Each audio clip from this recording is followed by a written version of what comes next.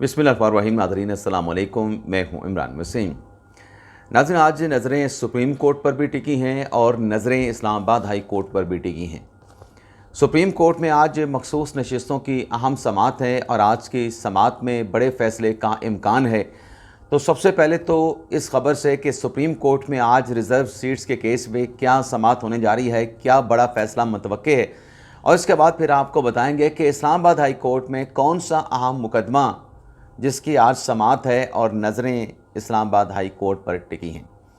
लेकिन आज प्रोग्राम का आगाज़ करने से पहले आपसे दरख्वास्त करेंगे कि चैनल को सब्सक्राइब कर लें, बेल आइकॉन का बटन प्रेस करें, वीडियो पसंद आए तो इसे लाइक और शेयर ज़रूर कीजिएगा। नाज़रीन, आज सुप्रीम कोर्ट में जस्टिस अमीनुद्दीन खान साहब की सरबराही में 11 रुकनी बेंच, जो कि पहले 13 रुकनी था, लेकिन पहली समाअत में जो नज़रसानी की दरख्वास्तें हैं 12 जुलाई 2024 के फ़ैसले के ख़िलाफ़, जिसमें नून लीग है, जिसमें पीपल्स पार्टी है, जिसमें इलेक्शन कमीशन है, तीनों नज़रसानी की दरख्वास्तें जस्टिस आयशा मलिक साहबा और जस्टिस अकील अब्बासी साहब ने उनको नाकाबिल समाअत करार देते हुए ख़ारिज कर दिया था। दोनों जज साहबान ने अपना इख्तलाफी फ़ैसला जो है वो जारी कर दिया था।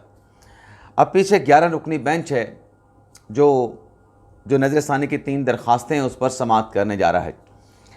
आज की नाज़रीन समाअत पर आने से पहले कि आज क्या बड़ी कार्रवाई, बड़ी डेवलपमेंट मतवक्के है, आप ये देखें कि ये एक ऐसा मुकदमा है जो पिछले साल मार्च से इलेक्शन कमीशन में चला, मार्च में पेशावर हाई कोर्ट में चला और फिर मई 2024 से लेके जुलाई 2024 तक सुप्रीम कोर्ट ऑफ पाकिस्तान में चला।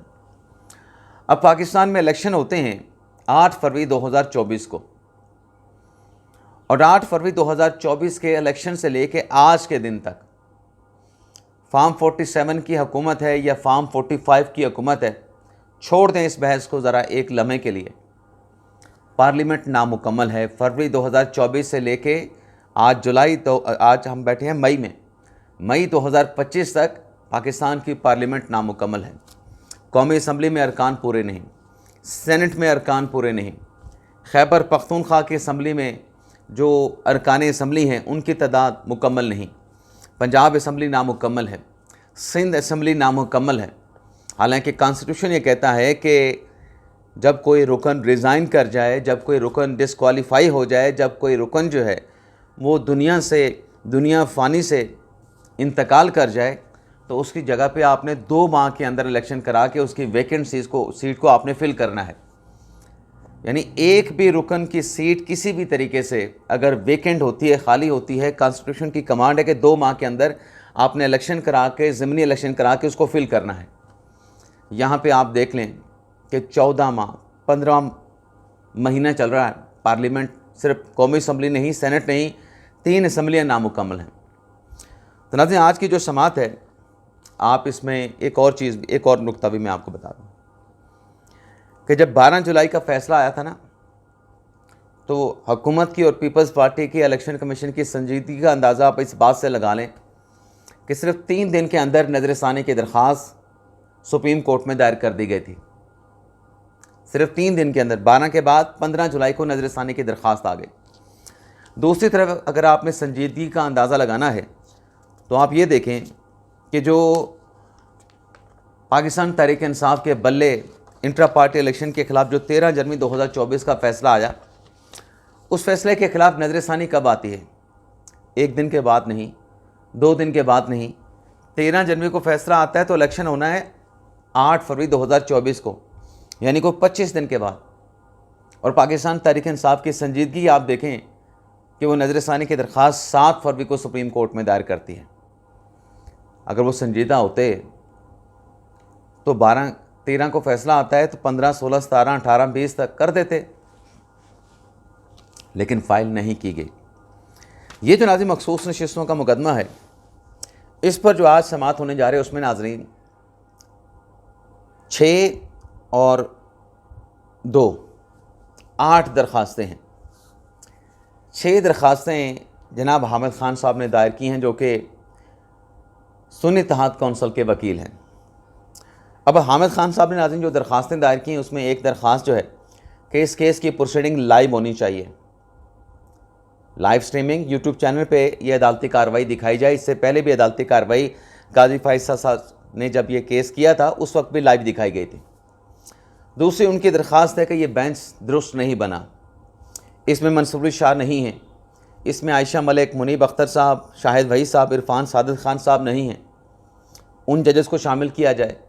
सुप्रीम कोर्ट रूल्स के तहत ये जजेस नहीं सुन सकते, वही वाले जजेस केस सुन सकते हैं जो पहले बैठे थे। अब बात यह है कि जो अदालत के सामने इस आइनी पॉइंट के ऊपर अब ये कानूनी सवाल बन गया है कि रूल्स की मौजूदगी में नया बेंच क्यों बना, पुराने वाला बेंच क्यों नहीं बना। क्योंकि एक तरफ रूल है, दूसरी तरफ कॉन्स्टिट्यूशन का आर्टिकल 191A है। आम तौर पे तो ये असूल तय हो चुका है कि जहाँ पे टकराव होगा कॉन्स्टिट्यूशन का किसी कानून के आर्टिकल के साथ या किसी रूल का कॉन्स्टिट्यूशन के आर्टिकल के साथ, तो कॉन्स्टिट्यूशन ऑफ पाकिस्तान प्रवेल करेगा। लेकिन बहरहाल एतराज़ है अहमद ख़ान साहब का, तो उस पर वो आज दलाइल देंगे।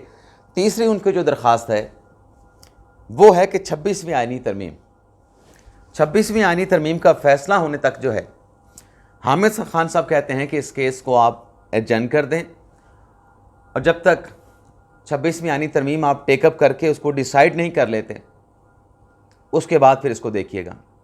तो ये 3 बेसिकली दरख्वास्तें हैं सुन्नी इत्तेहाद कौंसिल के वकील हामिद ख़ान साहब की, जो कि एक दरख्वास्त के साथ साथ उन्होंने एक और दरख्वास्त भी दायर की है। यानी लाइव स्ट्रीमिंग की 2 हैं, बेंच पे एतराज़ की 2 हैं और इसी तरीके से 26वीं आइनी तरमीम वाली भी कि पहले उस केस को सुने, वो भी 2 दरख्वास्तें हैं। फिर नाज़रीन जो दूसरे वकील हैं फैसल सदीकी साहब सुन्नी इत्तेहाद कौंसिल के, उनकी भी 2 दरख्वास्तें हैं। लेकिन उनकी 2 दरख्वास्तें सिर्फ एक ही नुक्ते पे हैं। उन्होंने अपनी दरख्वास्त में बेंच के ऊपर 5 एतराज़ात उठाए हैं। और फैसल सदीकी साहब ने अपनी दरख्वास्त में ये कहा है कि ये जो आइनी कमेटी है जिसने ये 11 रुकनी और 13 रुकनी बेंच तश्कील दिया है, पहले तो ये 13 रुकनी पूरा होना चाहिए। आयशा मलिक और अकील अब्बासी साहब ने इख्तलाफी नोट भी दे दिया, लेकिन फिर भी आप उनको बेंच में शामिल करें।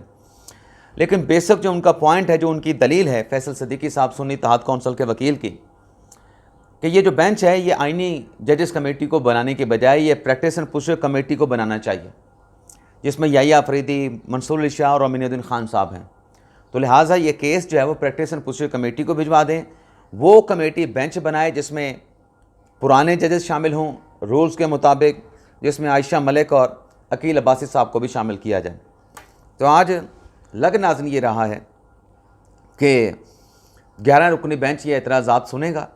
वैसे तो जस्टिस मोहम्मद अली मदद साहब ने कहा था कि ये जो एतराज़ात की एप्लीकेशंस आएंगी इस पे फिर हमें नोटिस करके दूसरी पार्टी को भी मतलब इंटीमेट करना होगा कि बेंच के ऊपर एतराज़ उठा है, आप भी अपना आके मौक़िफ़ दें। लेकिन मुझे ऐसा लगता है कि आज जब ये फैसल सदीकी और हामिद ख़ान साहब अपने एतराज़ात अदालत के सामने आर्गू करेंगे, और मुझे ये भी लगता है कि प्रोलॉन्ग करने की भी या लंबे दलाइल दिए जाएंगे ताकि कार्रवाई ज़्यादा लंबी चले।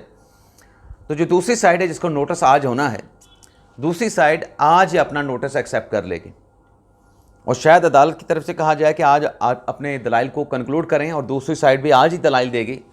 तो आज अगर ये हो जाता है कि फैसल सदीकी हामिद ख़ान साहब अपने एतराज़ात पर बेंच के ख़िलाफ़ जो ऑब्जेक्शन के ऊपर दलाइल मुकम्मल करते हैं, तो फिर दूसरी साइड की तरफ से आज ही दलाइल दे के आज ही इस केस का फ़ैसला आने की तवक्को है। फिर आज अगर नहीं आता, आज इम्कान तो है कि हो जाएगा, लेकिन अगर नहीं आता तो फिर कल ये केस डिसाइड होगा। इस्लामाबाद हाई कोर्ट की नाज़रीन अगर हम बात करें तो इस्लामाबाद हाई कोर्ट में एक तो पाकिस्तान तहरीक इंसाफ के जो रहनुमा हैं आमिर मुग़ल साहब, उनकी दरख्वास्त है इलेक्शन कमीशन के फ़ैसले के ख़िलाफ़, और इस दरख्वास्त पर जस्टिस खादम हुसैन सोमरू और जस्टिस आज़म खान साहब समाअत करेंगे। अब मुकदमा क्या है? मुकदमा है जो इस्लामाबाद के 3 हलके हैं जहाँ पर तहरीक इंसाफ का एलिगेशन है कि यहाँ पे धांधली हुई है। तो इलेक्शन कमीशन ने दरअसल नून लीग की दरख्वास्त के ऊपर जो इलेक्शन ट्रिब्यूनल था उसको चेंज कर दिया था। तो वो जो इलेक्शन ट्रिब्यूनल चेंज करने का जो फ़ैसला था ईसीपी का, उससे पहले तो तारिक महमूद जंगेरी साहब थे इलेक्शन ट्रिब्यूनल के जज, तो इलेक्शन कमीशन ने अब्दुल शकूर पराचा साहब को बना दिया था। तो ये जो फ़ैसला ना इलेक्शन कमीशन का, इस फ़ैसले के ख़िलाफ़ तहरीक इंसाफ के रहनुमा आमिर मुग़ल साहब ने इस्लामाबाद हाई कोर्ट में अपील कर रखी है। इंट्रा कोर्ट अपील है उनकी, जिस पर आज 2 रुकनी बेंच बेंच मैंने आपको बताया कि खादिम हुसैन सोमरू साहब उसको हेड कर रहे हैं, तो वो इस केस की समाअत करेगा। तो ये भी अहम केस है, इस पर भी नज़र टिकी। लेकिन आज दूसरा जो अहम मुकदमा है वो उस्मान खान नामी एक शहरी हैं। उनका केस ये है कि उनका नाम ECL में जो है वो डाल दिया गया है। अब ECL क्या है नाजरीन? ECL ये है कि आप अगर आपका नाम आ जाए एग्ज़िट कंट्रोल लिस्ट में तो आप बाहर ट्रैवल नहीं कर सकते, आपका नाम सफरी पाबंदियों में आ जाता है। तो इन्होंने अपना नाम ECL से निकलवाने के लिए जो इस्लामाबाद हाई कोर्ट में दरख्वास्त दायर की है, उस पर जस्टिस बाबर सत्तार साहब समाअत करेंगे। अब जैसे बाबर सत्तार साहब ने इससे पहले भी एक केस था जिसमें DG इमिग्रेशन पासपोर्ट उनको कंटेम्प्ट का नोटिस दिया था, उसके साथ साथ जो NAB के डायरेक्टर हैं उनको भी नोटिस दिया था, और उनके खिलाफ कंटेम्प्ट की कार्रवाई के ऊपर जब इंट्रा कोर्ट अपील हुई तो सरफराज डोगर साहब के डिवीज़न बेंच ने बाबर सत्तार साहब के ऑर्डर को सस्पेंड करके कार्रवाई करने से रोक दिया था। लेकिन बाबर सत्तार साहब ने जब वो केस उनके सामने फिक्स नहीं हुआ डिवीज़न बेंच का हुक्म इम्तना आने के बाद, तो उन्होंने जो रजिस्ट्रार ऑफिस है, जो डिप्टी रजिस्ट्रार हैं, उनके खिलाफ कार्रवाई का आगाज़ कर दिया था। तो ये भी उसी से मिलता जुलता केस है। इस केस में भी ऐसी हैपनिंग, ऐसी डेवलपमेंट हो सकती है, और शायद अगर मैं गलत नहीं हूँ तो इस केस में अगर हाफिज़ एहसान साहब वकील हैं उस्मान खान के, तो फिर इसमें भी बाबर सत्तार साहब ये इशू टेकअप कर चुके हैं पासपोर्ट ऑफिस के हवाले से भी क्यों लोगों के नाम कैसे, किसके कहने पे, क्या तरीक़ाकार है कि ECL में शामिल कर दिए जाते हैं।